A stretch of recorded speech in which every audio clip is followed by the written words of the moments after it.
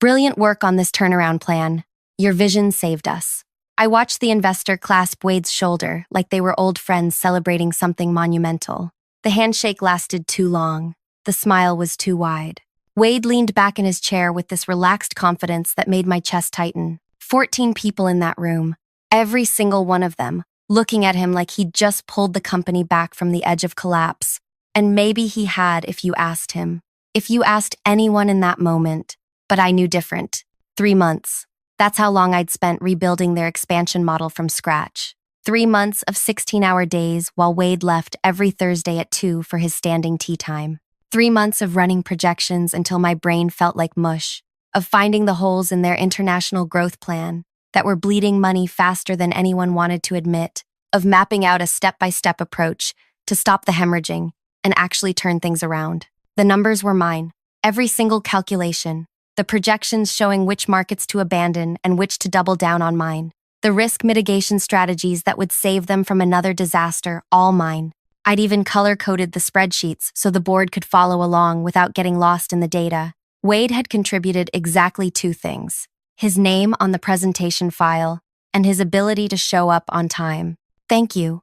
I really appreciate that, Wade said to the investor. His voice had this humble quality to it, like he was trying not to brag but couldn't help feeling proud. I waited. 5 seconds. 10. 15. He didn't say my name, didn't even glance in my direction. The investor moved on to the next board member, still talking about Wade's innovative thinking. Someone else chimed in about his strategic vision. Another person mentioned how impressive it was that he'd managed to identify problems that their entire leadership team had overlooked.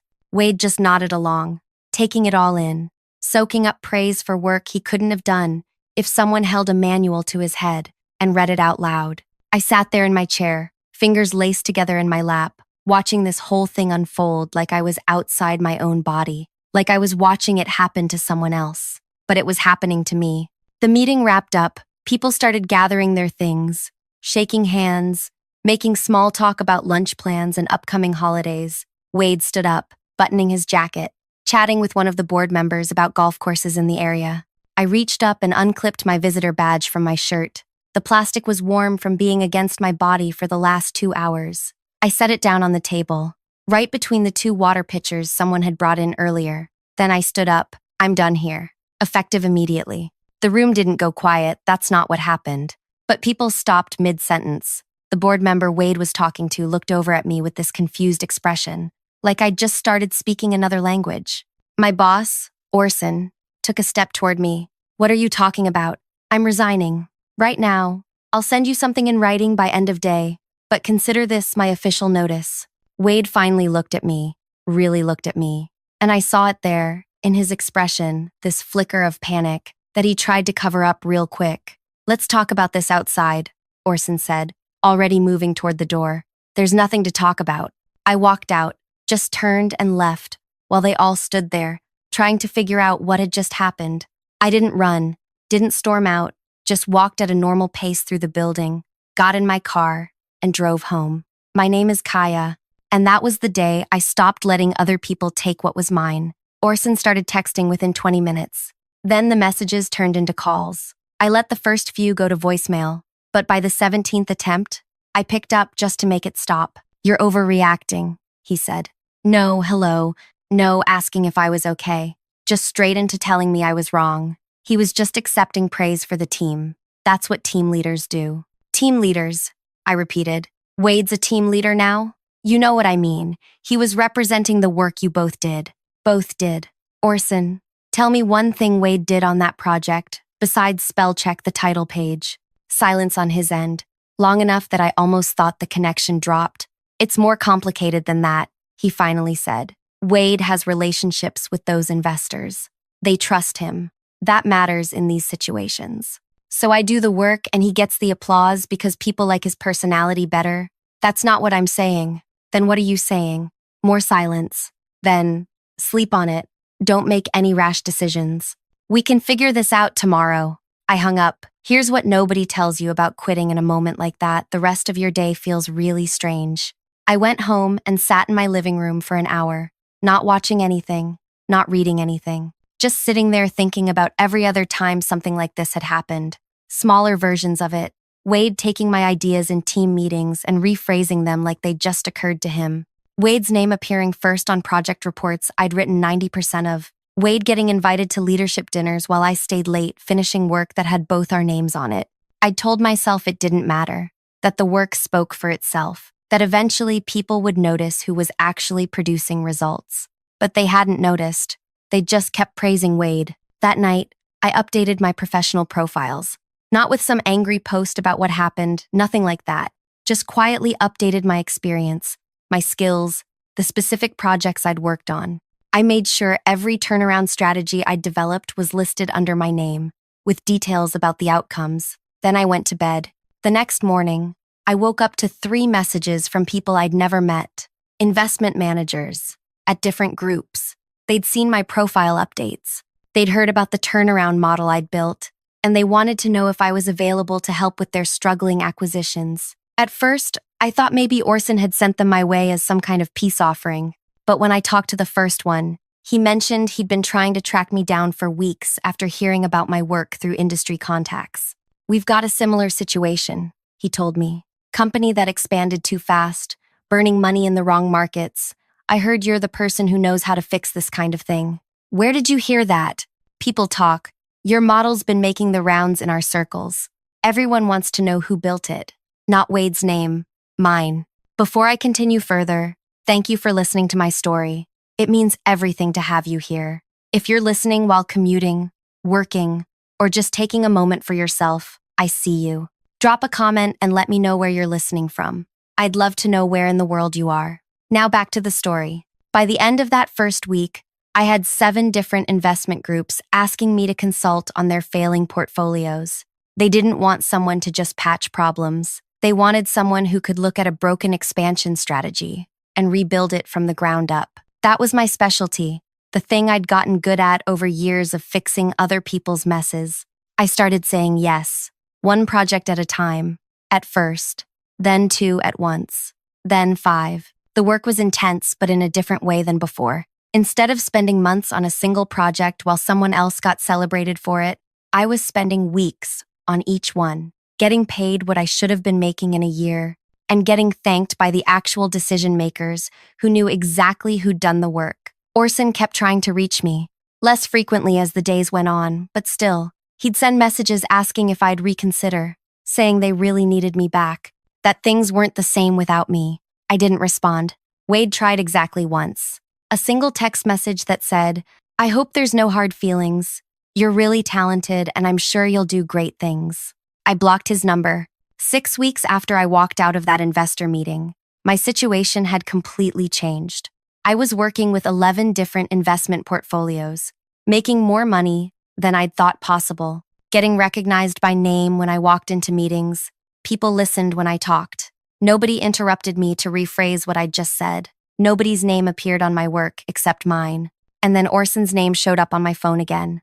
Different time of day, this time late evening on a Tuesday. I almost didn't pick up, but something made me curious. "We need help." His voice sounded strained, tired. "The expansion's hemorrhaging money. Worse than before. The board wants you back. Name your price." I let that sit in the air for a moment. Imagined him in his office, probably pacing, probably desperate. "What happened to your brilliant strategist?" I asked. The pause that followed told me everything. He couldn't replicate the results. Replicate. That's an interesting word choice. Orson, listen, I know how this looks. Do you? Because from where I'm standing, it looks like Wade took applause for work he couldn't actually do, and now you're in trouble because you believed him. The investors are pulling out. They're asking specifically for you. They want to know why you're not leading the implementation. Of course they were, because investors aren't stupid. They can tell the difference between someone who understands the strategy and someone who's just presenting it. Because he didn't create it, I said. That's why he couldn't replicate the results. You can't replicate something you never understood in the first place. Orson made this sound half sigh, half groan. Please, we're losing everything. The board is panicking. I'm being told to fix this, or they're cleaning house. Your model was supposed to save us. But without you here to implement it, it's falling apart. My model is fine. Your execution is the problem. Then come back and execute it. Whatever you want. Whatever it takes. I sat down on my couch, phone pressed to my ear, thinking about all those times I'd watched Wade get praised for my work. All those times I'd swallowed my frustration and told myself to just keep my head down and produce good results. That eventually, someone would notice. I'll consult, I said, but I'm not coming back as an employee. I work for myself now. Fine.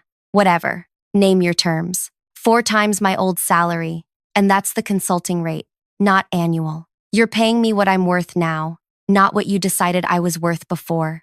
I heard him breathe out. Done. Anything else? Yeah. I present directly to the board and investors. No intermediaries, no managers, no one else's name on my work, just mine. Of course, absolutely. And Wade sits in that room while I do it. Silence. Orson, did you hear me? I heard you. I just don't understand why that's necessary. Because I want him to watch while I explain every single thing he claimed as his own. Every decision point he took applause for. Every calculation he couldn't reproduce. I want him to sit there while the same people who praised him realize exactly what happened. That's the condition. Take it or I hang up, and you can figure this out yourself. More silence. Then, I'll make it happen.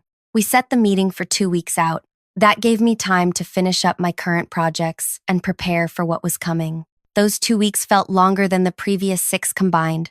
I kept working with my other clients, kept building my reputation, but part of my brain was already planning what I'd say in that room, how I'd walk them through the strategy in a way that made it crystal clear who'd built it. I wasn't nervous exactly, more like focused, the way you feel before something important that you know you can handle. The night before the meeting, I couldn't sleep, not from anxiety, from anticipation. I lay there in the dark, thinking about Wade's face when the investors had praised him. That relaxed confidence, that easy acceptance of recognition he hadn't earned. Tomorrow, that was going to change. I showed up 15 minutes early. The building looked the same as it had 6 weeks ago, but walking into it felt completely different. Last time, I'd been an employee hoping someone would notice my work. This time, I was a hired expert they were paying premium rates to fix their disaster. Orson met me in the lobby. He looked worse than he'd sounded on the phone, shadows under his eyes, shirt not as crisp as usual. Thank you for coming, he said. The board's already gathering. They're very eager to hear from you. Is Wade here? He's here. I told him he needed to attend as part of the transition team. And he agreed? He didn't have much choice. We walked through the building toward the same room where the investor meeting had happened. My footsteps echoed in the hallway. I wasn't wearing the same clothes as last time. I'd chosen something sharper, more expensive. The kind of outfit that said I wasn't asking for permission anymore. The room was full when we entered. 14 people again, but different faces this time. The full board, the investors who'd been pulling out, senior leadership I recognized from my time working there, and Wade, sitting near the back, looking like he wished he could disappear into the wall. Our eyes met for half a second. He looked away first. Everyone, this is Kaya, Orson announced. She'll be walking us through the expansion strategy and its implementation. Several board members nodded. One of the investors, the same one who'd praised Wade, stood up and shook my hand. We've heard a lot about you, he said.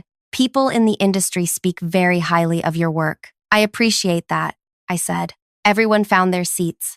I moved to the front of the room, connected my laptop to the projector, and pulled up my presentation.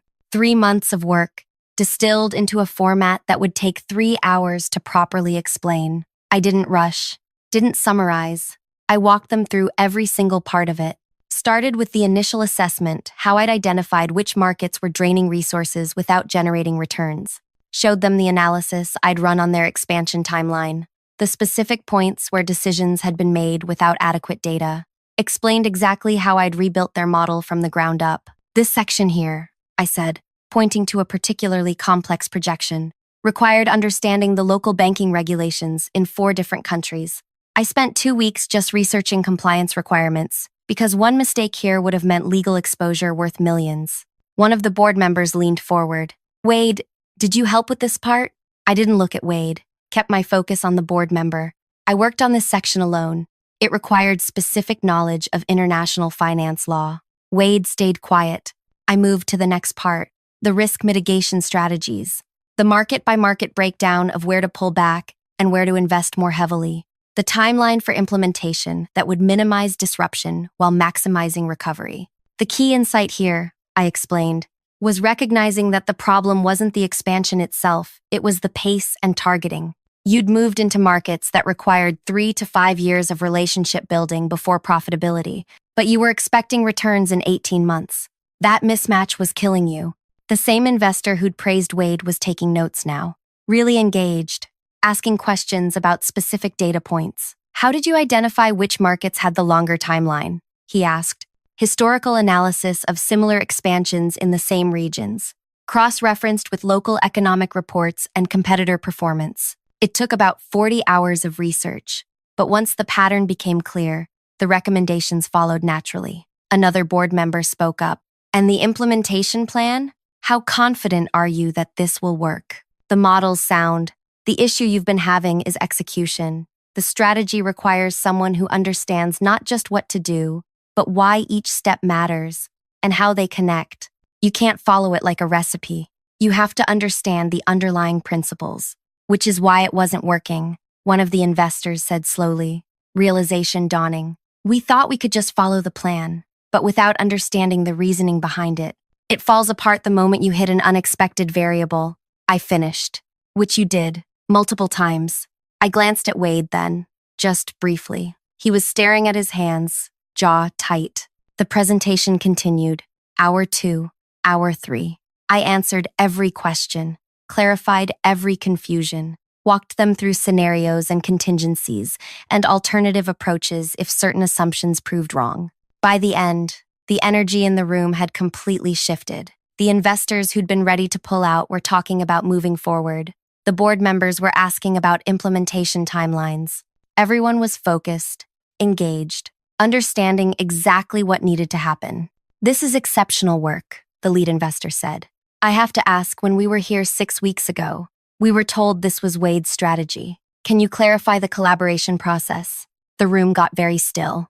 I looked at Wade, made sure everyone saw me looking at him. Then I turned back to the investor. There was no collaboration. I built this strategy alone over 3 months. Wade's contribution was attending the presentation, where I explained it to you. You could feel the shift. Not dramatic, no one gasped or anything like that, but people sat back in their seats differently, exchanged glances, reassessed.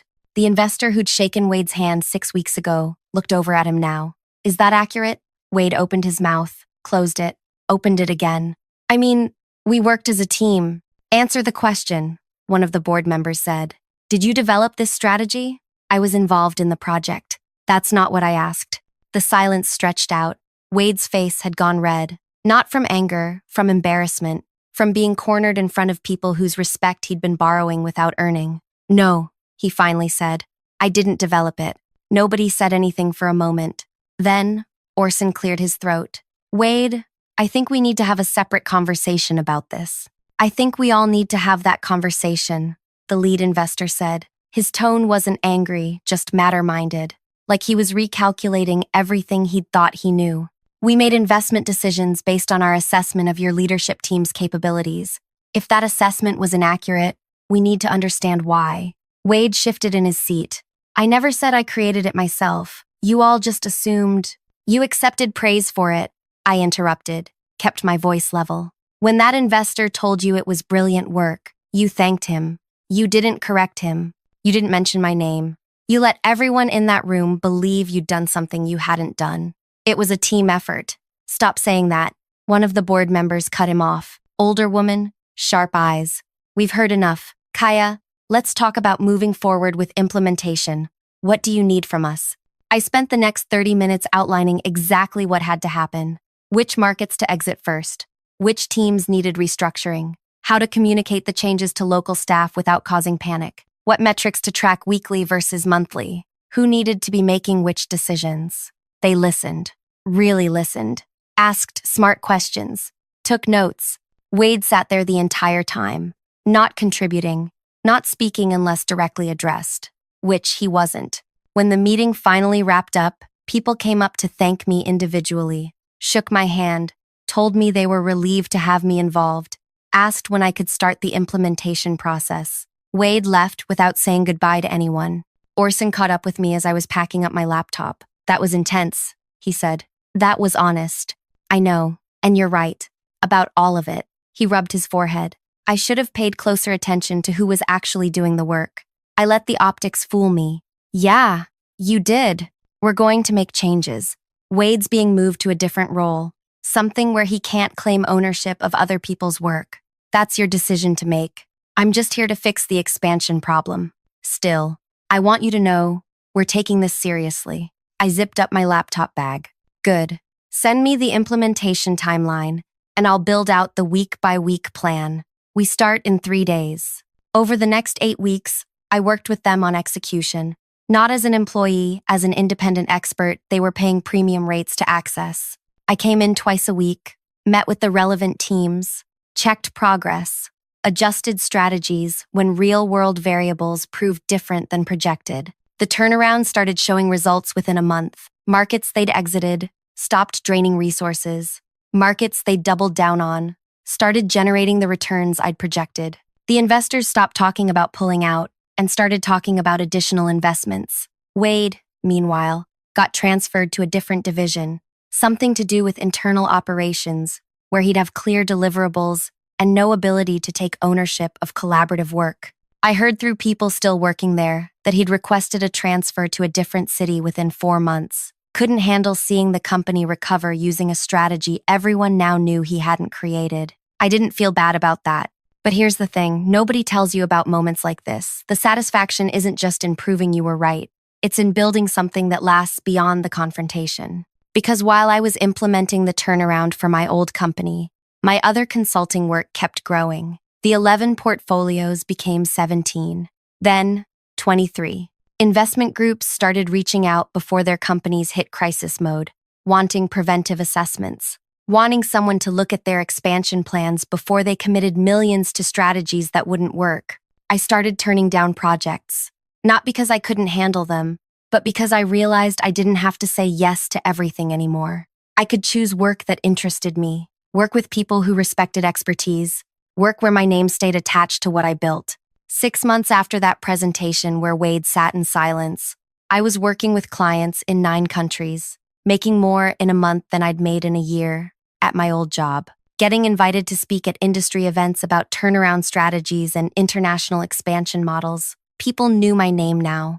When I walked into meetings, they knew exactly who I was and why I was there. And Wade, last I heard, he took a position at a much smaller company in a different city. Somewhere his reputation hadn't followed him. Somewhere he could start over without everyone knowing he'd once accepted applause for work he couldn't reproduce.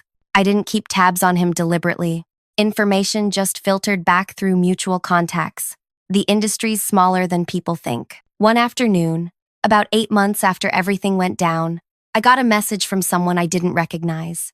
Investment manager at a group I'd never worked with. I hope this doesn't come across wrong, the message said. But I wanted you to know that we were about to hire someone for a senior strategy role. And during the reference checks, we heard some concerning things about credit attribution issues. Just wanted to say thank you for being public about what happened. It helped us avoid making a bad hire. I stared at that message for a long time. Then I wrote back, "Who were you about to hire?" Someone named Wade. He interviewed really well, but when we dug deeper, the story started falling apart. So that's how it worked. Not just the immediate consequences of being exposed in that boardroom, but the long-term reality that in specialized industries, people talk, they remember, they pass information along when it matters. Wade's ability to coast on other people's work had ended that day in the presentation, not just at one company, but everywhere that reputation mattered. I didn't ruin his career. He'd done that himself by choosing to accept praise he hadn't earned. I just made sure the truth was visible. My consulting work continued growing. By the end of the first year, I'd worked with 38 different portfolios, some short-term assessments, some long-term implementations, all of them paying me rates that reflected actual value, not whatever budget calculation someone in leadership had decided was appropriate. I hired help eventually, not employees, other independent experts who specialized in areas I didn't. We collaborated on larger projects, always with clear attribution for who contributed what. Nobody's name appeared on work they hadn't done. Nobody got praised for someone else's thinking. It sounds simple, but apparently it's revolutionary. The company where everything went down stabilized completely. Their expansion strategy worked. They recovered their losses and started growing sustainably. Orson sent me a message about a year after that confrontation presentation, saying the board had specifically mentioned my work in their annual report. Asked if I wanted to be listed as a strategic advisor. I said yes, with my full name, with accurate descriptions of what I'd actually done. Wade never reached out, not to apologize, not to explain, not to acknowledge anything.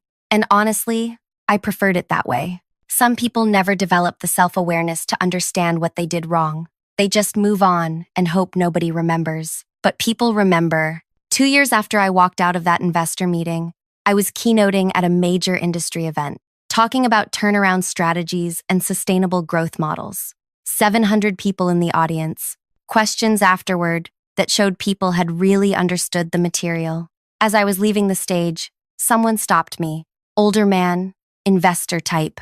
That presentation you gave 2 years ago, he said. The one where you exposed the credit theft. I was in the room. I remembered him. One of the board members who'd asked Wade directly if he'd developed the strategy. I wanted to tell you something, he continued. After that meeting, our board implemented new policies about attribution and recognition. We require detailed contribution logs on major projects now. We verify claims during presentations. What you did changed how we operate. That's good, I said. That's really good. It wasn't comfortable at the time, but it needed to happen. So thank you. He walked away before I could respond. I stood there in the empty auditorium, thinking about that moment when I'd placed my visitor badge on the table and walked out, how it had felt like destroying something I'd built, how I hadn't known what would come next, but what came next was better. Not easier, better, more honest, more sustainable, more mine. 3 years in, my consulting practice was established enough that I could afford to be selective. I took on projects that challenged me, turned down work that felt repetitive, started mentoring younger professionals who were dealing with similar credit theft situations, helping them document their work and advocate for themselves. Some of them asked if they should quit like I did. Only if you're ready to build something yourself, I told them. Don't quit to make a point. Quit because you know you can do better somewhere else. Not everyone was ready for that. Some stayed and fought within their companies. Some moved to different organizations. Some started their own practices, like I had. But they all learned the same lesson I'd learned. Your work has to be undeniably yours. Document it. Make sure people know who built what. Don't wait for someone to notice. Make it visible. Wade's name stopped coming up in industry conversations. He'd become one of those people who'd had a moment of visibility and then faded into the background. Working somewhere, doing something, but not making waves, not getting recognition. And me? I built exactly what I'd wanted. A practice where I got paid what I was worth, where my name stayed attached to my thinking, where I could choose who I worked with and what problems I solved. The revenge wasn't destroying Wade's career. That was just a consequence of his own choices catching up with him. The real revenge was building something so successful that it made walking away from that moment look like the best decision I'd ever made. Thank you so much for listening to this whole story. If it resonated with you, if it reminded you of something in your own life, I'd love to hear about it in the comments. And if you haven't already, please hit that like button and subscribe. It helps more people find these stories. More people who might need to hear that walking away from people who don't value you isn't giving up, it's choosing yourself. All right, thanks again for being here.